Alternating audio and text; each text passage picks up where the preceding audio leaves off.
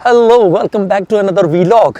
तो जनाब, आज की वीडियो में अगर आप प्लान कर रहे हैं as a international student study abroad के लिए, तो मैं आज आपको बताने वाला हूँ स्वीडन आपके लिए कैसे एक ड्रीम प्लेस हो सकता है। मैं आज आपको बताऊँगा स्वीडन में एज ए स्टूडेंट आने के बेनिफिट्स, उसकी प्रोसेस क्या है एडमिशन का, और उसके अलावा क्या रिक्वायरमेंट्स और ये प्रोसेस किस तरह होगा। तो हम आज इसको डिटेल में डिस्कस करेंगे और मैंने सोचा है कि मैं इसकी फॉलोअप वीडियोज़ बनाऊँगा, क्योंकि जो पॉइंट्स मैं आज हाईलाइट करूँगा उसी से रिलेटेड फॉलोअप वीडियोस होंगी। हर इंडिविजुअल पॉइंट को हम अलग अलग भी हाईलाइट करके और डिटेल में लेके चलेंगे। तो उससे पहले आप एक काम कीजिए कि सब्सक्राइब ज़रूर करा दीजिए चैनल को और बेल आइकन को ज़रूर क्लिक कर लीजिए, क्योंकि जैसे ही मैं फॉलोअप वीडियोस पब्लिश करूँगा तो आपको फ़ौरन नोटिफिकेशन मिल जाएगा और किसी भी डिले के बगैर आप वो मेरी वीडियोज़ देख सकेंगे। तो चलें स्टार्ट करते हैं इन शॉर्ट। अच्छा, इस वीडियो में जो भी चीज़ें मैं डिस्कस करने जा रहा हूँ, क्योंकि मैं यहाँ डिकेड से स्वीडन में रह रहा हूँ और मैं भी एज अ स्टूडेंट ही आया था, यहाँ मैंने अपनी डिग्री कंप्लीट की थी। तो जो चीज़ें होंगी वो मेरे एक्सपीरियंस से, प्लस जो स्टूडेंट्स उसके बाद आते रहे और जो वर्किंग क्लास रही, तो हमारी जो डिस्कशन रही, तो उसकी बेस पे मैं ये सारी चीज़ें आपके साथ डिस्कस करूँगा और आई होप कि ये आपके लिए बहुत ज़्यादा यूज़फुल होगी। चलो, तो सबसे पहले डिस्कस करते हैं इसके बेनिफिट्स क्या हैं। एज ए स्टूडेंट जब आप स्वीडन में आते हैं तो सबसे पहले कि यहाँ पे हाई क्वालिटी ऑफ एजुकेशन है।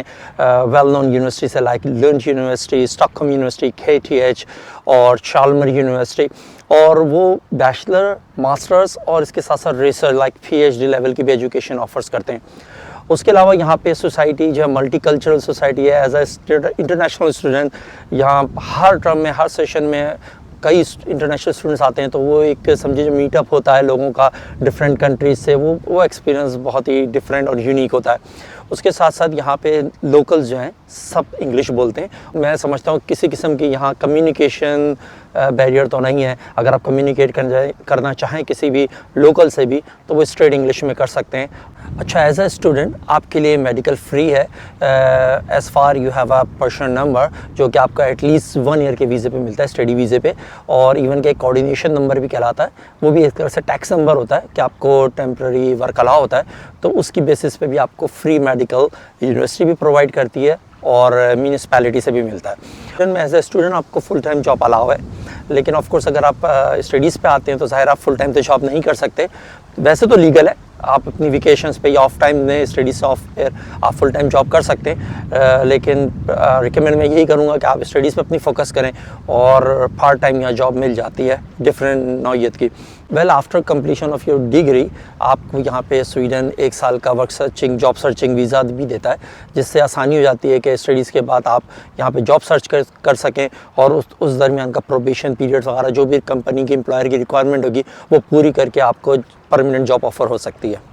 स्वीडन में परमानेंट रेसिडेंसी क्वाइट इजी है, जो कि आपको 4 साल में आप ऑब्टेन कर सकते हैं। अगर आपको यहाँ जॉब मिल जाती है, जो कि इंशाल्लाह होपफुली आपको मिल जाएगी, तो आपको 4 साल बाद परमानेंट रेसिडेंसी मिल जाएगी और उसके एडिशनल 1 ईयर यानी कि टोटल 5 ईयर्स में आप यहाँ सिटीजनशिप के लिए अप्लाई कर सकते हैं। वेल, आजकल कुछ डिस्कशन चल रही है पार्लियामेंट में कि इसको 5 ईयर से 8 ईयर पे ले जाएं ड्यूरेशन, लेकिन स्टिल अभी तक फाइनलाइज इस तरह का कोई लॉ अप्रूव नहीं हुआ है। इसके साथ साथ अगर आप की फैमिली है और आपके बच्चे हैं, तो स्वीडन स्टिल अगर आप स्टूडेंट भी हैं और आपके पास, जैसे कि मैंने बताया कि पर्सनल नंबर है लाइक टैक्स नंबर है, तो आपके बच्चों को स्टिल चाइल्ड अलाउंस मिलेगा और वो तकरीबन अराउंड 100 यूरोस होता है पर चाइल्ड। लेकिन अगर एक से ज़्यादा चाइल्ड हो तो वो additional I think 50 to 20 Euros होता है।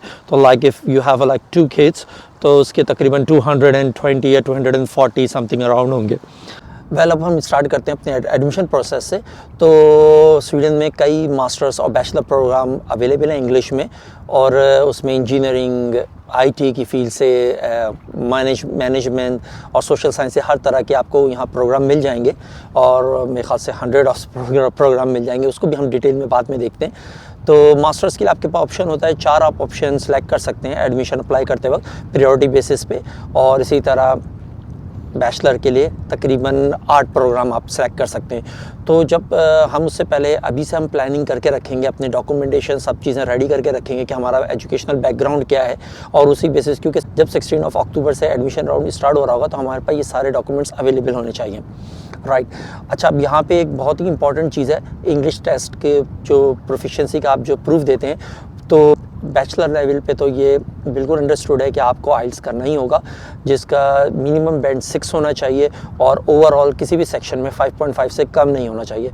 वेल मास्टर लेवल पे अगर आपकी 2 साल 3 साल की बैचलर डिग्री है और उसके साथ आपने मास्टर्स किया हुआ है 2 साल का, तो आप अपनी यूनिवर्सिटी से एक सर्टिफिकेट ले सकते हैं जिसमें ये मेंशन हो कि आपके जो थ्रू आउट जो एजुकेशन थी यूनिवर्सिटी लेवल की वो इंग्लिश में थी, वो एक्सेप्टेबल है।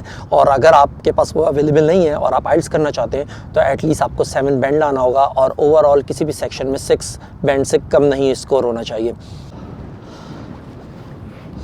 अच्छा, इन शॉर्ट हम चलें, अगर हम कॉस्ट ऑफ लिविंग की बात करें यहाँ स्वीडन में, तो ऑफिशियल साइट पर तो 900 यूरोस पर मंथ के हिसाब से एक्सपेंसेस बताए गए, लेकिन जो मेरा एक्सपीरियंस रहा 500 से लेके 600 यूरोस के दरमियान पर मंथ आपका एक्सपेंस आ सकता है। ये डिपेंड करता है डिफरेंट फैक्टर्स पे, लाइक अगर आप शेयर अकोमोडेशन में रह रहे हैं, कोई आपने स्टूडियो रूम लिया हुआ है या डॉर्म अकोमोडेशंस में रह रहे हैं, तो ये सारी चीज़ें। और साथ साथ सिटीज़ पर भी कि आप किसी बड़े सिटी में तो ज़ाहिर है वहाँ ट्रांसपोर्टेशन के आपको मंथली चार्जेस लगेंगे, लेकिन अगर आप छोटे सिटी में तो मोर ऑफन यही होता है कि यूनिवर्सिटीज़ के बिल्कुल साथ ही उसके नेबर में ही अकोमोडेशन होती है, स्टूडेंट अकोमोडेशंस वगैरह। तो अब बात करते हैं स्कॉलरशिप की। स्वीडन में कई टाइप की स्कॉलरशिप्स अवेलेबल हैं, जिसमें मैं जो आपको सजेस्ट करूँगा वो यूनिवर्सिटी लेवल स्कॉलरशिप है, जिसमें फ़ीस वेवर मिल जाता है, 100% भी मिल सकता है, 25% भी, 50% भी, और उसको भी हम डिटेल में अपनी नेक्स्ट आने वाली वीडियोस में देखेंगे। अच्छा, यहाँ मैं आपको एक चीज़ क्लियर करूँ कि अगर आपकी डॉक्यूमेंटेशन सारी कंप्लीट है